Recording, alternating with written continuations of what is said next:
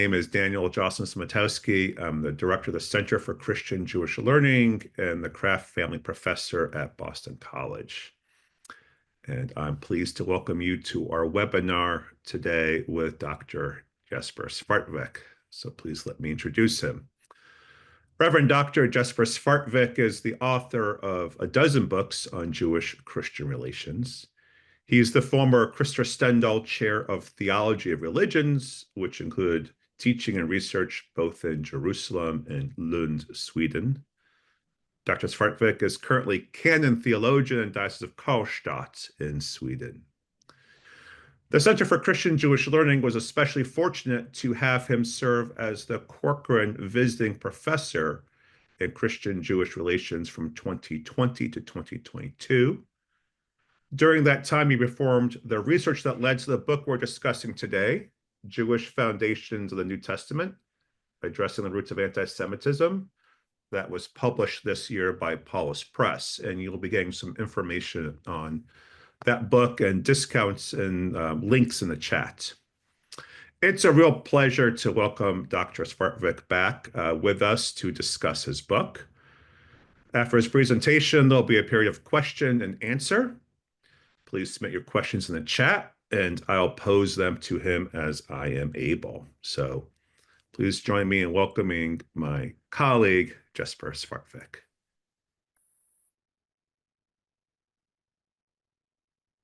Thank you. Thank you very much indeed. I'm delighted and overwhelmed, and I feel humbled when I see that so many have registered for today's webinar and are interested in this project that, as Dan said, was part of my research at Boston College as the holder of the Corcoran Chair from 2020 to 22. First of all, I would like to take this opportunity to thank my colleagues during my stay at Boston College, Ruth Langer, Camille Markey, and also Daniel Jocelyn Siematkowski, who was appointed director at the center towards the end of my stay in Boston, and James Bernauer, who handed over the director's chair to Daniel. I'm also immensely grateful to Mary Boyce and Mark Bretler for their support when the project was about to be launched, to Amy Jill Levine and Philip Cunningham for kindly endorsing the book, to Peter Pettit for inspiring conversations about the book and also for reviewing my English in the manuscript, to Michael McGarry at Stimulus Foundation for his support, to the editors at Paulist Press for stimulating cooperation.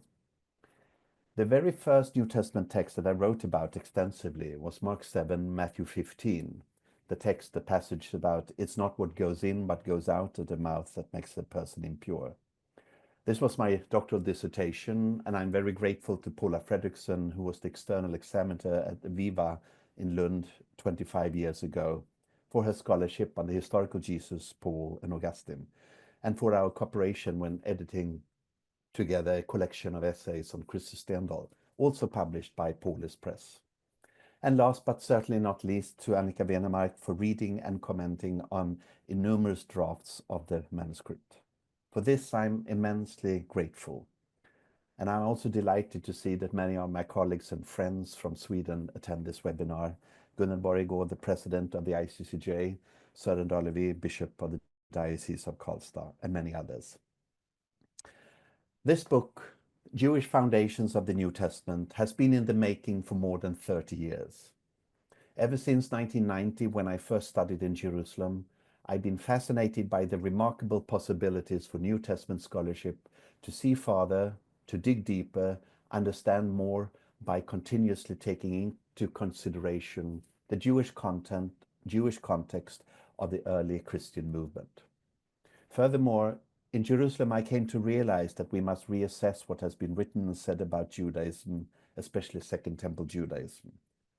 During my first semester in Jerusalem, I was struck for the first time in my life by the far-reaching consequences of Christian anti-Jewish teaching and preaching throughout history.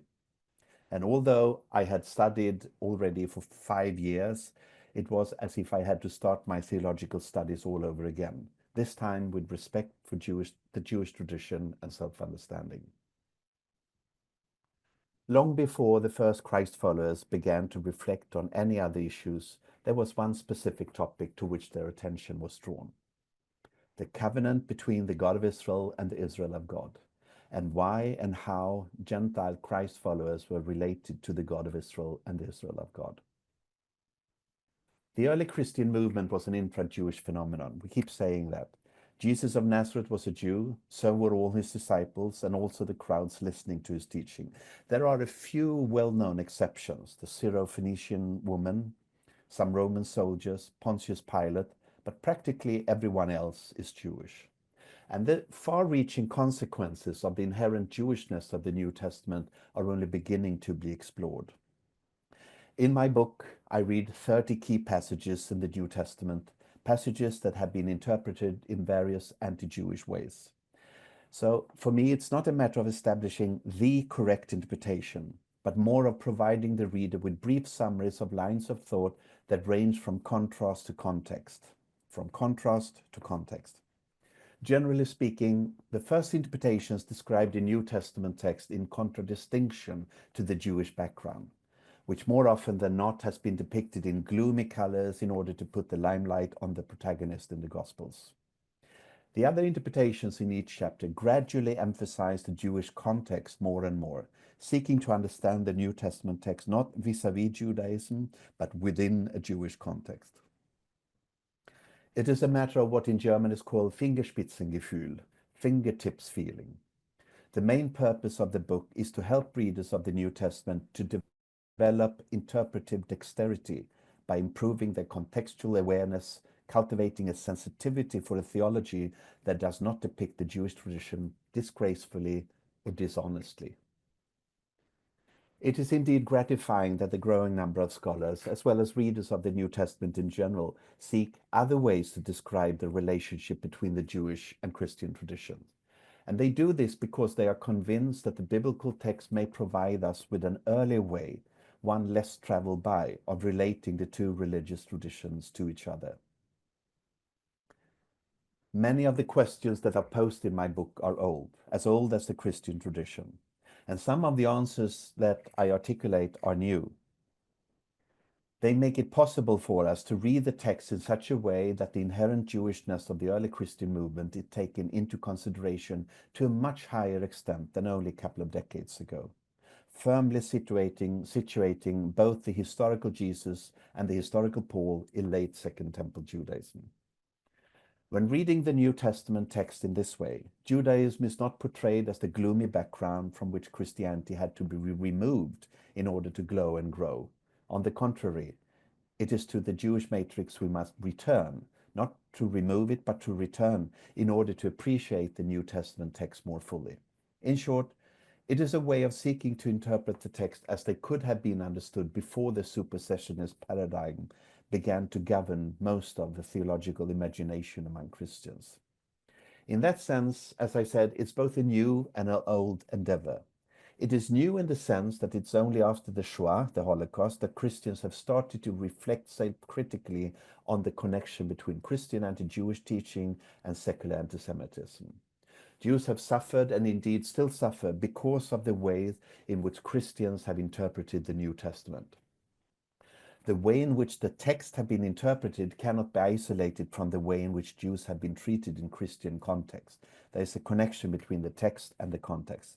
But at the same time, the endeavor is also old because the meta question goes all the way back to Pauline times. In his epistles, Paul continuously pondered the question I mentioned before, the covenant between the God of Israel and the Israel of God, and especially why and how Gentile Christ followers were related to the God of Israel and the Israel of God. In short, I'm convinced that the earliest Christian movement was a Christ-centered worship of the God of Israel, with predominantly Gentile followers, rather than a very early form of the caustic anti-Jewish Christendom that eventually evolved in the coming centuries. So why then do these problematic readings of the New Testament constantly surface? Well, in my book, I discuss 5 key issues of relevance here: anachronism, allegorization, antinomianism, anti-Judaism, and apologetics, i.e. anachronism, allegorization, antinomianism, anti-Judaism, and apologetics. Those are the 5 A's. Anachronism is mentioned first, because anachronism is, in a manner of speaking, the original sin of historians. in the sense that it enters the equation early and that its consequences are transmitted from generation to generation. The outcome is rarely correct if the proposition is wrong, and not taking into account the historical context often leads to anachronistic results. The most problematic anachronism in this area of research is that the idea that at the time of Paul and the other authors of the New Testament, one could distinguish between two distinct religions, Judaism and Christianity, and that those who heard and read the New Testament text would be able to identify these two religious systems. The driving force for anachronism among readers of the New Testament is very often a yearning for relevance. It is understandable that Christians today want the text to make sense and to be meaningful, and therefore it is all the more important to approach the text with an awareness of the risk of anachronistic interpretations. Furthermore, this yearning for relevance often assumes that Jesus of Nazareth was unique in his teaching. In discussing doctrine, such a statement makes sense for Christians. Several scholars have argued, though, that the theological affirmation of an absolute uniqueness of Jesus, being the sole Son, the monogenes, the only begotten, etc., has been transferred to a historical statement. For example, no one had ever called God Father as Jesus did. So some of those who feel unable to embrace traditional Christological dogmas find comfort in preaching instead a Jesus figure who ruthlessly, relentlessly opposed a number of Jewish traditions, Shabbat, Kashrut, etc. I do believe that it is this yearning for uniqueness, this yearning for relevance, that propels this theology.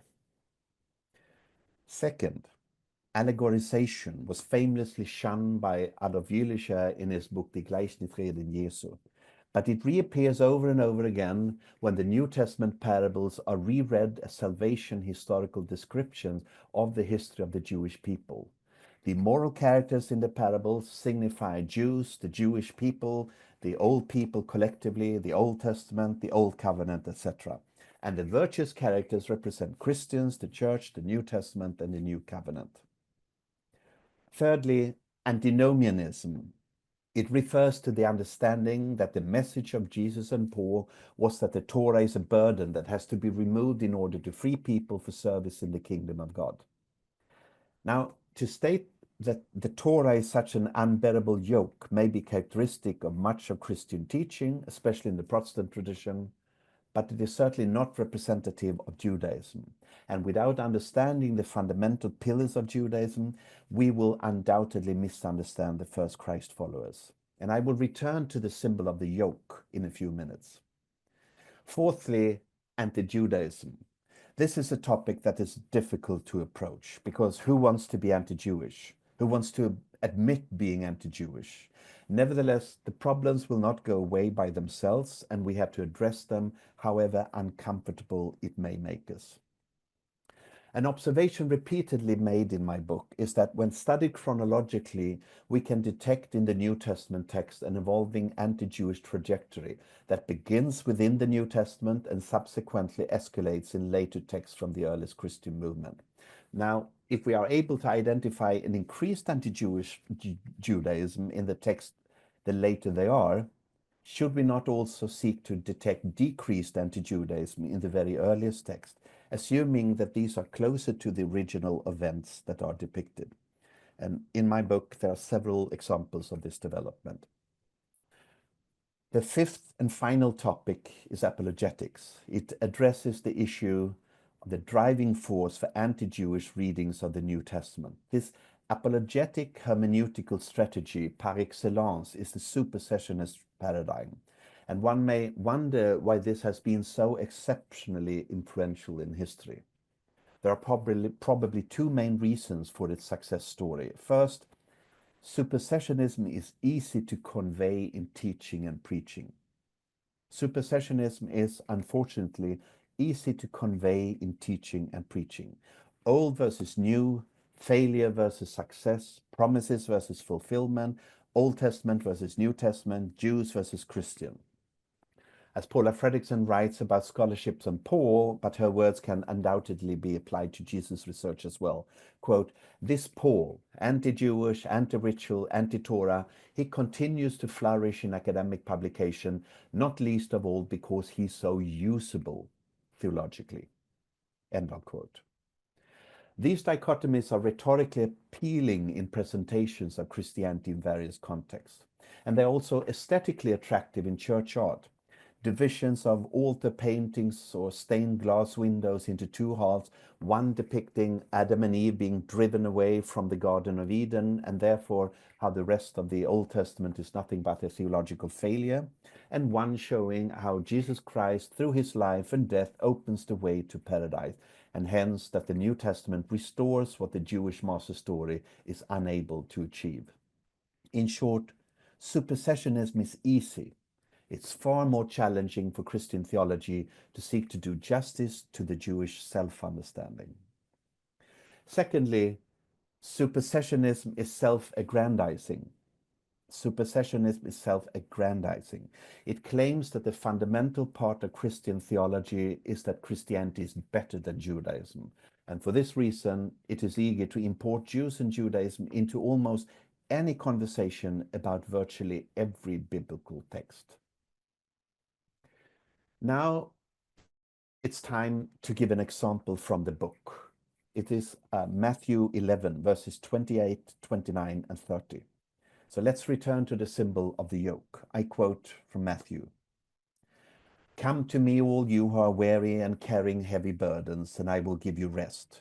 Take my yoke upon you and learn from me, for I am gentle and humble in heart, and you will find rest for your souls. For my yoke is easy and my burden is light. End of quote. This passage encourages the Matthean listeners and readers to live a life that is described as taking upon themselves the yoke of Jesus. And the key question, of course, regards the concrete referent of this material image. The word yoke, zygos in Greek, is never used of a literal yoke in the New Testament, but always in a figurative sense. Likewise, the Hebrew word for yoke, ol, is frequently used metaphor in rabbinic literature for important aspects of a Jewish life. In Mishnah Berachot 2:2, it's stated that one should first take upon oneself the yoke of the kingdom of heaven, ol malchut shamayim, i.e. the willingness to serve God, and only then the yoke of the commandments, ol mitzvot, the practical consequences of this decision. I would like to present four interpretations, and I start with one that is quite common. So the first interpretation in my book is Judaism is too heavy a burden. Judaism is too heavy a burden. Needless to say, this is a central topic for all those who think of the Torah as a heavy millstone from which Christians are liberated through Jesus. Generations of theology students have been taught that it's impossible to observe all the 613 commandments in the Torah. For example, Rudolf Bultmann, quote, to take them seriously meant making life an intolerable burden. It was almost impossible to know the rules, let alone put them into practice, end of quote. And it's noteworthy that Bultmann's book, published in German in the late 1940s, refers to Judaism in the past tense, as if observant Jews did not exist at his time. And in the Theologisches Wörterbuch zum Neuen Testament, the theological dictionary of the New Testament, Otto Bauernfeind boldly states that those invited in Matthew 11 are people, quote, who in truth have found in Judaism only a burden and no rest, end of quote. Edward Schweitzer, whose books were mandatory reading when I was a theology student in Sweden in the 80s, asserts that the Matthean Jesus is speaking of discipleship, quote, is speaking of discipleship which gives men freedom from the law and the criteria by which the world judges, thus placing them in the service of the world, end of quote. Schweitzer's statement takes for granted, that living a Torah-observant life is incompatible with service of the world, as he calls it. Now, against this first quite popular, indeed populist interpretation, we could object that the key issue for the Matthean Jesus is the remaining validity of the Torah, as it is stated in the Matthean Hermeneutical key verse 5:17, I have come not to abolish but to fulfill.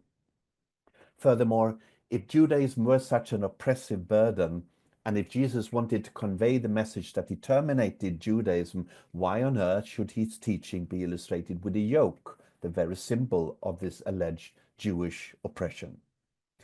So let's move on to the second interpretation, that the Pharisaic interpretations of the Torah are too strict, that Phariseeism is too strict.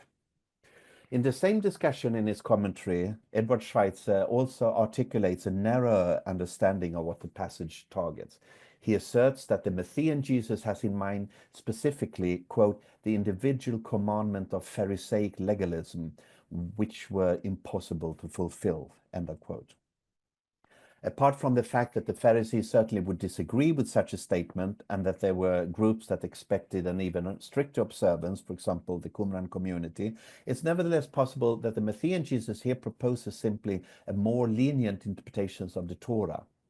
One is reminded of a similar debate wholly within the Jewish community of Hillel and Shammai, as the respective advocates. Beit Shammai, the school of Shammai in general, was more stringent, as we know, than Beit Hillel. And in Avot Rabbi Natan 2:9, it's stated that Shammai only allowed worthy candidates to study the Torah, whereas Hillel accepted everyone. But Beit Shammai was not considered beyond the pale of Judaism, even though it was decided that halakha was according to Hillel. A heavenly voice, famously, Bat Kol, declared, Elu ve'elu divrei Elohim chayim. These and those are the words of the living God, but it is according to Hillel, nevertheless. The interpretation that the halakha according to Jesus was more lenient than other contemporary interpretations appears to conflict with our observation that the Matthean Jesus actually requires his disciples to exceed the scribes and the Pharisees in terms of righteousness. What should be called the hypotheses, because they are not really antitheses, in the Sermon on the Mount certainly are far-reaching, for example, loving one's enemies, praying for one's persecutors, and no less demanding in his teaching is his teaching on self-denial. Quote, if any wants to become my followers, let them deny themselves and take up their cross and follow me. For those who want to save their lives will lose it, and those who lose their lives for my sake will find it. These references to the teaching of the Matthean Jesus seem to indicate that his teaching was not one of leniency. If, however, the emphasis is on the group that is addressed here, all you who are weary and carrying heavy burdens, then the second interpretation gains strength. His message to those who suffered and were marginalized was seldom one of high demands. But from everyone to whom much had been given, much was required. And from the one to whom much had been entrusted, even more was demanded, as we know. But is not the Matthean Jesus referring to the yoke of Pharisees in the 23rd chapter when denouncing them and the scribes? Matthew 23, verse 4, does criticize those who weigh down other people. Quote, they tie up heavy burdens, hard to bear, lay them on the shoulders of others, but they themselves are unwilling to lift a finger to move them, end of quote. But we also have to pay attention to the previous verse, quote, do whatever they teach you and follow it, but do not as they do, for they practice not what they teach. Clearly, the point here is not that the teaching of the scribes and the Pharisees is wrong-headed and unbearable. Why else should the disciples do what they teach? And it is the incongruity between what they say and what they do that it is decried. Now, a third interpretation. We're halfway. However difficult a Christ follower's life may be, it is richly rewarded with repose. However difficult a Christ follower's life may be, it's richly rewarded with repose. There is no discipleship without the task, Floyd Filson writes in his commentary and continues, those who come to him, i.e. Jesus, must by their own decision accept the yoke he places on them, end of quote. So the third interpretation argues that what Matthew has in mind when writing this passage is the travail from the demands of discipleship. The yoke is a metaphor for Christ followers suffering in a hostile world. Hence, The burdens, so to speak, are not specifically Jewish burdens, but refer to various trials and tribulations that the Christ follower has to endure in the world. When the Matthean and Lucan Jesus conditions that whoever does not take up the cross and follow me is not worthy of me, Matthew 10, Luke 14, is he referring to persecutions? Now, before the crucifixion of Jesus, the cross cannot have been understood as a distinctly Christian sign. In short, originally it was not the symbol of a Christian confession, but of Roman oppression, since it was the Romans who executed Jews by crucifixion. And this provokes, of course, the question, is the cross to be understood as the Christ followers' yoke? However difficult their lives may be, it is ultimately rewarded with anapausis, with rest. But what then is the relation between anapausis and Torah, between rest and revelation? This takes us to the fourth and final line of thought in my presentation today. Fourthly, finally, studying the Torah is the way to wisdom. The most striking parallels to this line of thought are found in the book of Sirach, Ecclesiasticus, chapter 6, chapter 51, for example. Bend your shoulders and carry her. Do not fret under her bonds. Come to her with all your soul. Keep her ways with all your might. Search out and seek, and she will become known to you. And when you get hold of her, do not let her go. For at last you will find the rest anapavsin she gives, and she will be changed into joy for you. And furthermore, put your neck under her, the wisdom's yoke, zygon, and let your souls receive instruction, paidean. End of quote. Hence, it's likely that the image of the yoke is not exclusively referring to hardship in general in the Matthean community. In an intra-Jewish context, and that's the purpose of my book, at the time of Jesus, walking the way to wisdom is not always easy, but the yoke, despite being a yoke, will prove to be easy to carry for those who realize how precious it is. For those who realize how precious it is. The yoke may be a reference to wisdom's yoke or to the yoke of the Torah, because although learning and faithfulness may be laborious, they are always rewarding. Hence, it's plausible that the Matthean Jesus wanted to convey the message that his interpretations of the Torah, although at times strict and demanding, as in the Sermon on the Mount, were nevertheless ultimately liberating and refreshing. Didache, from the Apostolic Fathers, theologically and chronologically close to Matthean text, states in 6:2, if you can bear the whole yoke of the Lord, you will be perfect. But if you cannot, do what you can. Within a couple of generations, a theology would evolve that identified Jesus of Nazareth not only with wisdom, but also with the Torah, as seen in the first chapter in the Gospel of John, known as the prologue. The wisdom motif in the entire passage, Matthew 11, 25 through 30, provides a theological background, perhaps even the momentum for that influential development. That Jesus of Nazareth not only conveys wisdom, but that he embodies wisdom. He not only teaches Torah faithfully, but that the Christian faith is furthermore that he also incarnates Torah. For his followers, the parabler became the principal parable of God. This was just one example, one of the 30 chapters in my book that took 30 years to write. And more than anything else, I hope that this book will provide its reader with a set of hermeneutical keys that celebrate perspectives that understand Jesus and Paul within Judaism. Now, we all know that the key can be used in two ways. One can close a door with a key, and the word kleis in Greek and clavis in Latin are related to words that remind us of this aspect of what a key does. Klein in Greek, claudere in Latin, both mean to lock, and they have given rise to new words such as claustrophobia. But a key can also be used in order to open doors into new rooms or to let guests into your house. Not a padlocking xenophobia, but a hospitable philoxenia. And the Hebrew word for key draws attention to this dimension, since the root of mafteach, pe, tav, chet, means to open. as readers of the New Testament know, ephata, be opened in Mark 7. And once again, the purpose of my book is to provide the reader with hermeneutical keys that open up the text. To read the New Testament text apologetically tends to close them, but to read them unapologetically may well open them up and sustain us with new textual as well as existential meanings, as in the beautiful words of Tehillim 145, verse 16.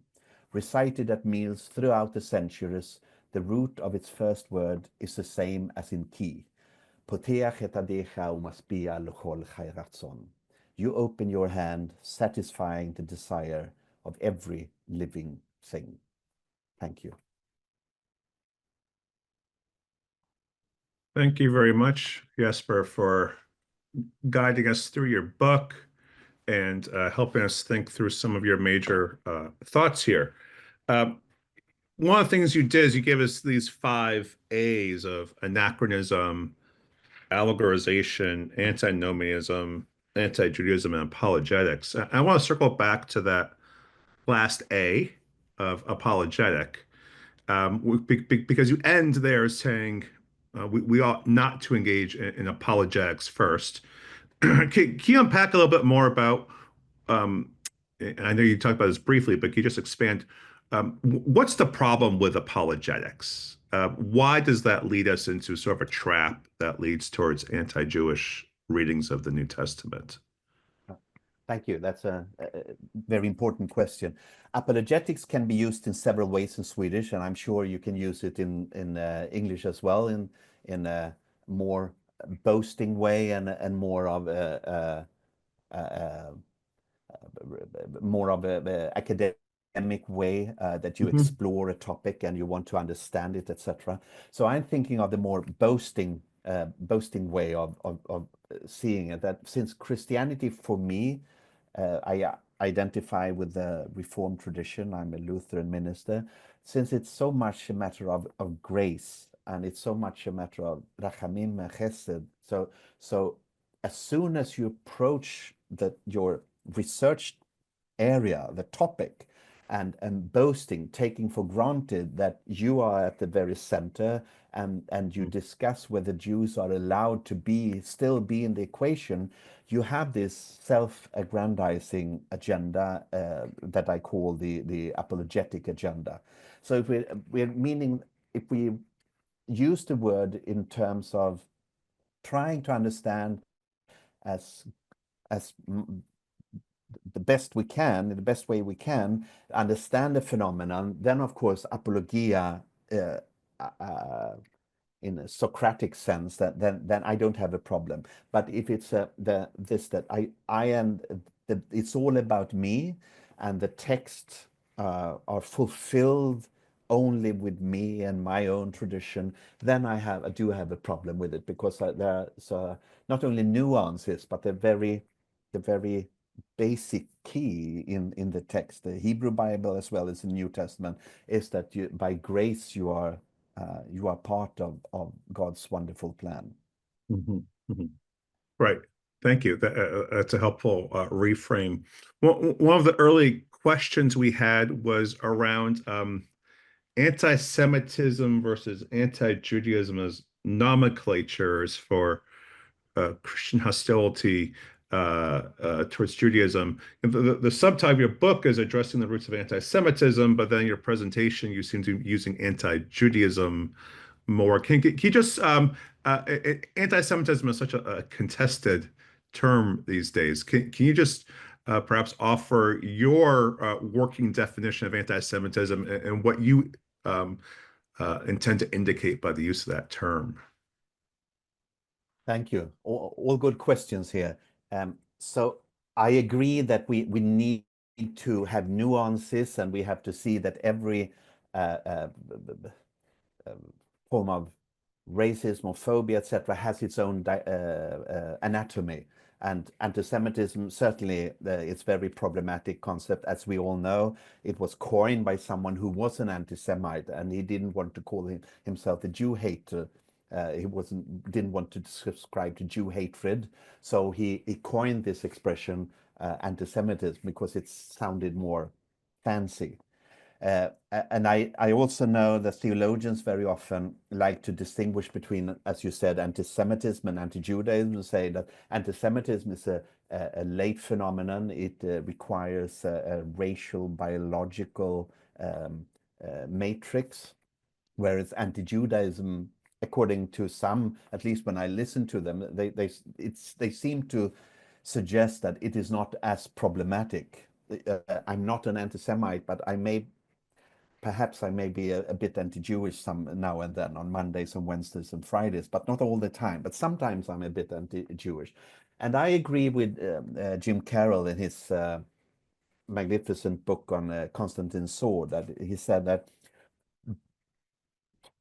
after a while, when you discuss these topics, you see that they are so much related, these two, so that the distinction is not really helpful.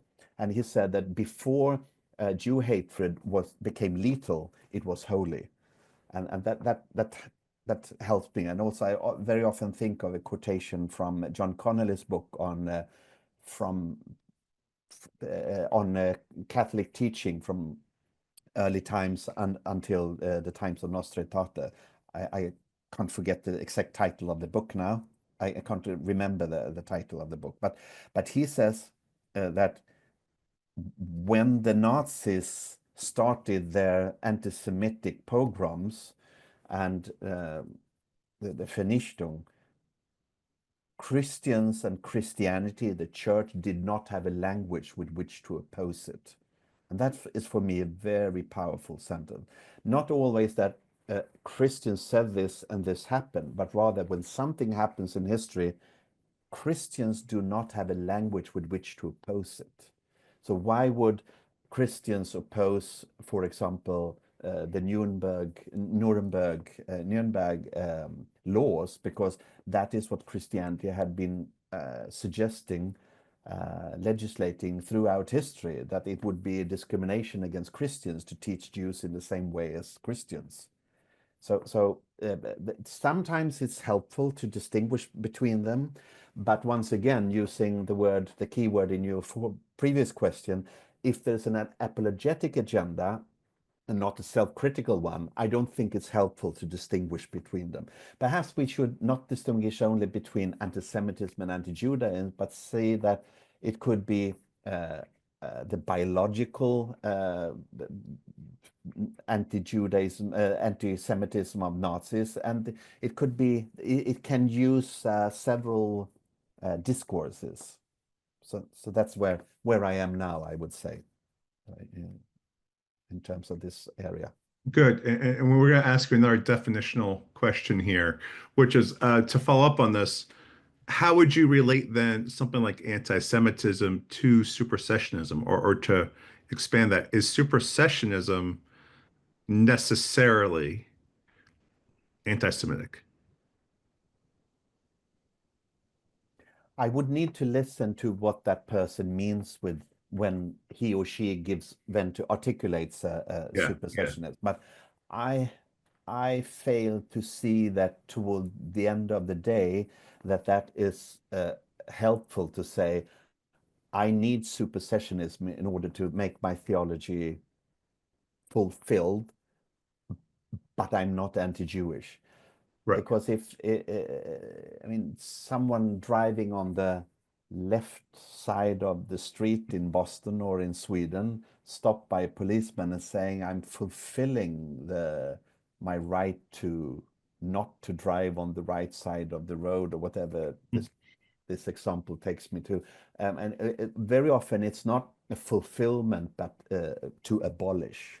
I have not come to fulfill, but to abolish. That is how many Christians, especially in the Protestant tradition, I would say, read Matthew 5:17.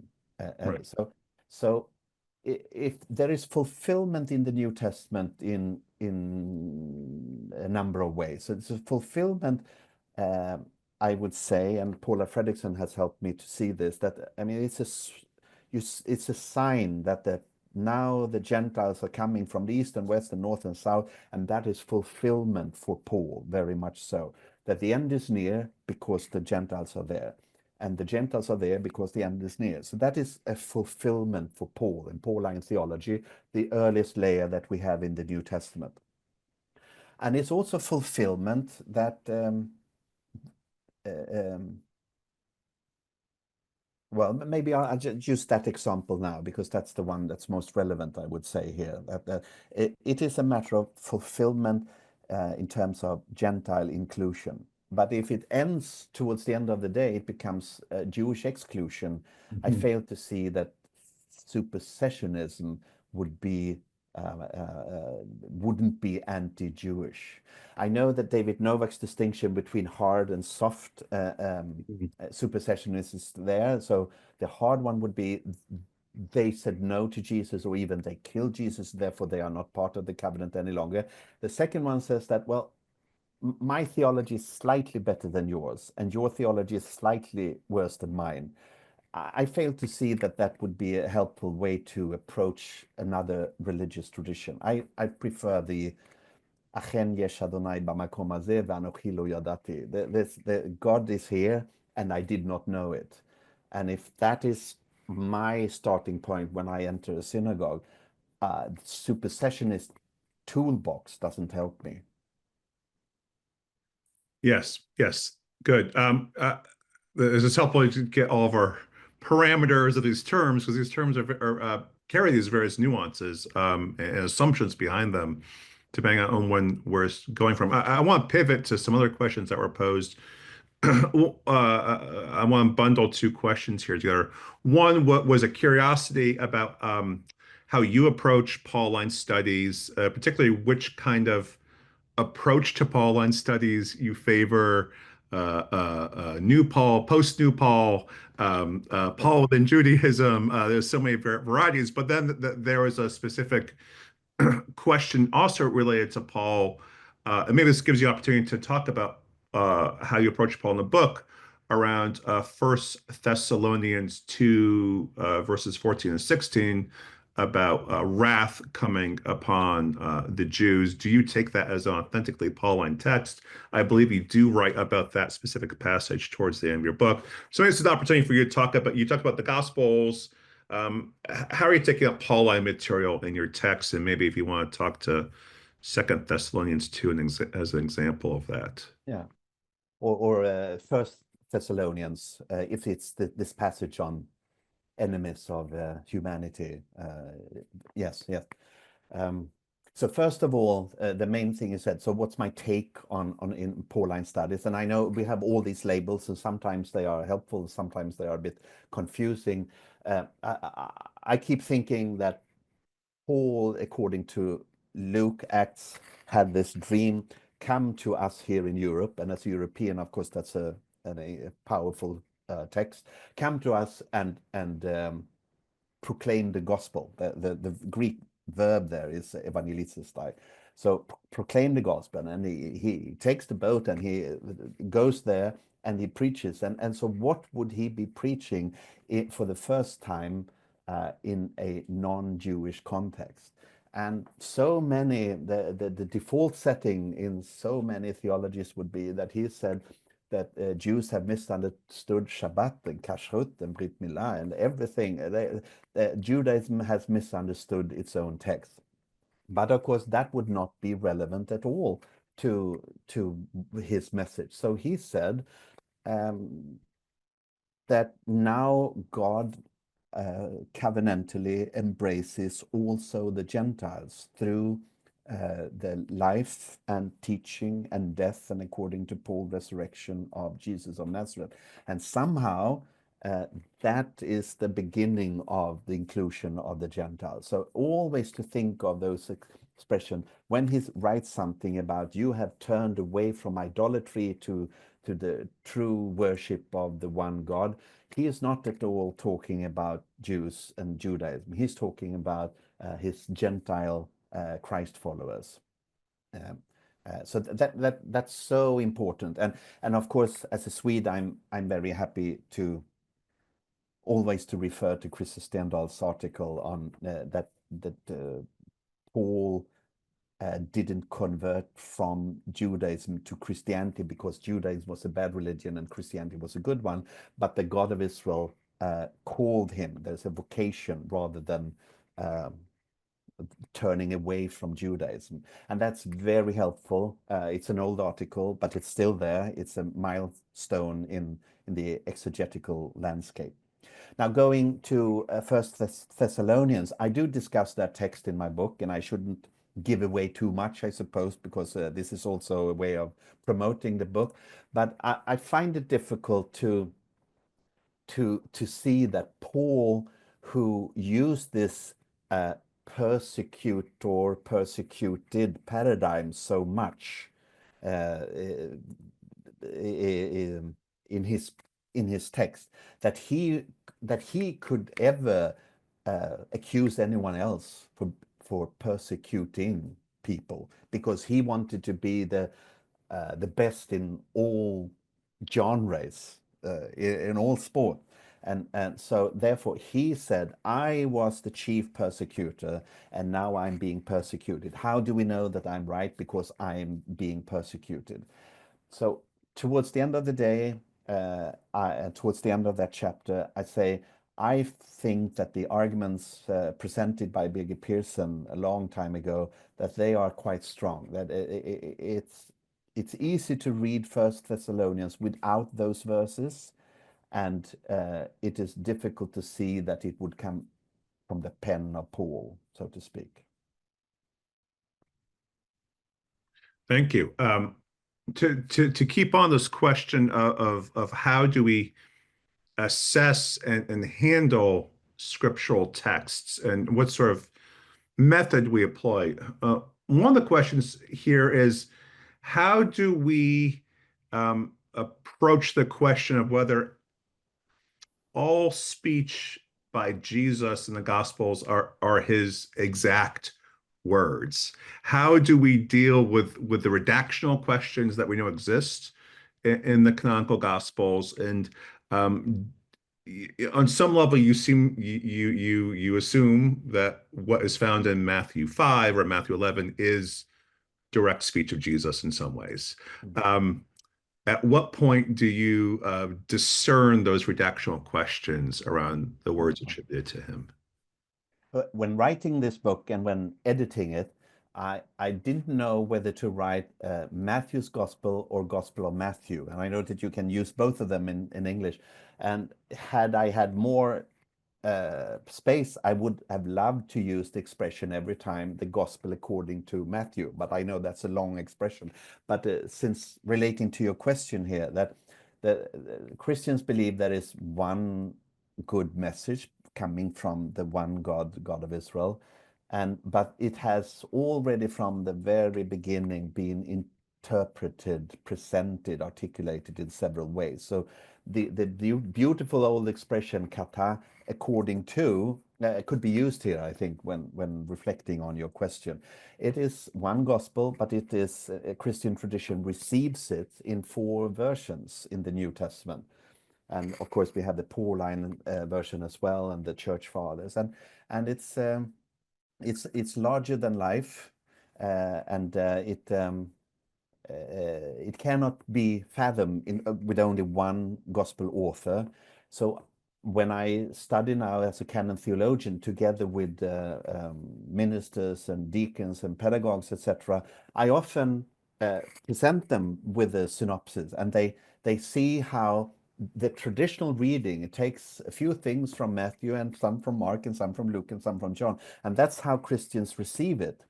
In terms of anti-Judaism, as I mentioned in my introduction, we see this evolving trajectory like this, from Mark, more problematic perhaps in Matthew, more in Luke, and even more in John. Sometimes it can be the lacuna that is the problem. There was a session now in San Diego at the SBL that made me aware of something that I've seen many times, but I'd never reflected on it, that the fact that Luke has a lacuna, has a gap in his text, it seems if you only have the Lucan text, you think that those who led Jesus away to crucify him, in order to crucify him, were representatives of the Jews, which is clearly not the presentation in Matthew and Mark, but in Luke, it could become that. So as you say, we have several texts and we need to read them, looking at them together, and seeing that sometimes it's clearer in one text, sometimes it's clearer in another. At times, Christian theology, it took time as a good wine for it to mature. And sometimes we see that the message is clearer in the oldest texts. So I have several examples of this in my book. Thank you. Yeah, it's a complex set of problems. And I believe I was at the same session at the Society of Biblical Literature where some of this was pointed out. I want to get into some questions that have been posed around reception history, which is um, one question I was posed to is how much of early anti-Judaism from church fathers like Chrysostom, for example, can be attributed to their misreading of the New Testament, um, or is it coming from other places? Another person pointed out, we have these problematic passages, like say Acts chapter 6, verse 14. For we have heard him say, I believe they're referring to Peter here. No, it's witnesses against Stephen. We have heard Stephen say that this Jesus of Nazareth will destroy this place, that is the temple, and will change the customs that Moses handed on to us. So some of these issues of anti-Judaism seem to be bundled in with apologetics here. How do you account for this? Is a problem I've wrestled my students with. These sympathetic readings of Paul that someone like Paul Fredrickson or Mark Nanos have presented that seems to slip out. If these are the appropriate readings, they seem to slip out of the Christian consciousness quite quickly. So how do you account for these changes and developments? You used the word apologetics, and I would say, and it's painful to admit that, but it entered the Christian equation quite early. That it's all about me. I am better than thou. Not in this book, I believe, but in another book I recently published in Swedish, I refer to this, the Judea Capta, the coins that the Romans had, that in order to make clear that the Roman Empire conquered the Jewish nation, they had these coins. And I write in that book that there are quite a few of those coins in an ordinary preacher's wallet, that there seemed to be this eagerness, this yearning, compulsiveness, that was the zero-sum game. You have to be wrong in order for me to be right. There's very seldom room for mystery.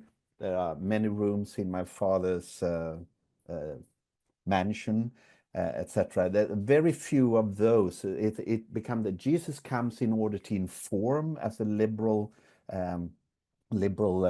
theology very often has it. He comes to inform them that Judaism is wrong, or the more conservative is more, he comes to inhibit, to end something, the age of wrath, and something new comes along.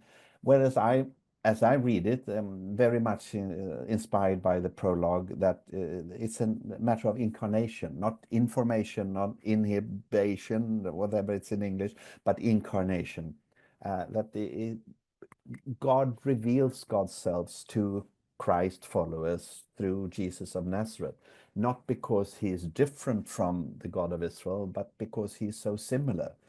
The church fathers, you refer to Chrysostom now, eventually we're celebrating now 2025, going back to 325. We're celebrating homoousios, but we are very often preaching heterousios. We're celebrating of the same essence as the Father. But so many theological works yearn for this heterousios, that how different he is from the Hebrew Bible, from the God of the Jewish services, etc. Thank you.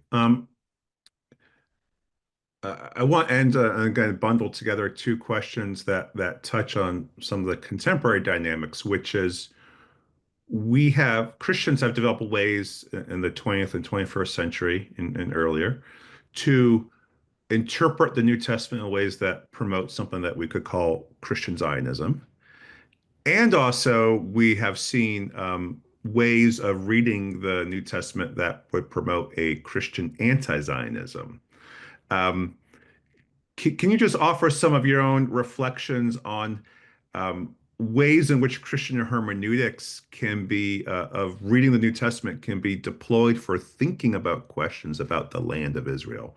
I know you've contributed to a volume that was published on this question. I did. So it was edited by Ruth Langer, your colleague, and Phil Cunningham, and myself as well, um, enabling dialogue about the land, and and I mean it's very difficult, of course, to even say talk about this briefly for 3 minutes, some 180 seconds, but a few things. I think it is in that article I refer to Michael McGarry's article in another collection of essays. And he said that certainly there are two ditches here. And one ditch is to say that according to Christian tradition, there is no room for a territorial aspect in Judaism, that you can't read the Bible halfway, that the telos, the purpose of the Jewish scriptures is that there is no connection between Eretz Israel, the land of Israel, and Am Yisrael, the people of Israel. That's certainly a ditch. And it's been presented over and over again in contemporary Christian thought, in secular thought, in Sweden, I'm sure, in the States as well. And the other ditch, of course, is to canonize the current political leaders and say you're not allowed to criticize the state of Israel. That's the Medinat Israel, not Eretz Israel and Lo Am Yisrael, but Medinat Israel, the state of Israel and its politicians, the government and the members of the Knesset and others. You're not allowed to say anything critical about them. So those are clearly the two ditches. And Michael McGarry, who also lived in Jerusalem at Tantor on the way to Beit Yalla, Bethlehem, I think that's very helpful. Sometimes it's better to say what we seek to avoid rather than articulating exactly where we are, because then one cannot deny the connection between Am Yisrael and Eretz Israel, and I cannot see that would be the way forward for Christians. Rather to listen to the other, to think of one's theology as a headset, not the microphone. To listen to the other and hearing the pain of the diaspora, the living in the diaspora, and reading Psalms 126 and enjoying with those who say that we are home now. Thank you. It's a helpful way of thinking about what's really a very pressing issue. Um, this has been a wonderful conversation. The chat has been full of questions. I apologize if I've not been able to get to every question. If you've made a specific request to Dr. Svartvik, some people want to know some more things about some of the books you've written. We will be communicating those to him. A video version will be coming out. We'll have some updated information about the discount code when that goes out. So look for an email about that. Jesper, this has been wonderful. Thank you for spending time with us, and thank you to everyone on the webinar. Thank you. Thank you very much for inviting me. Thank you. Yes, you're very welcome. Hope to see you soon again. Take care.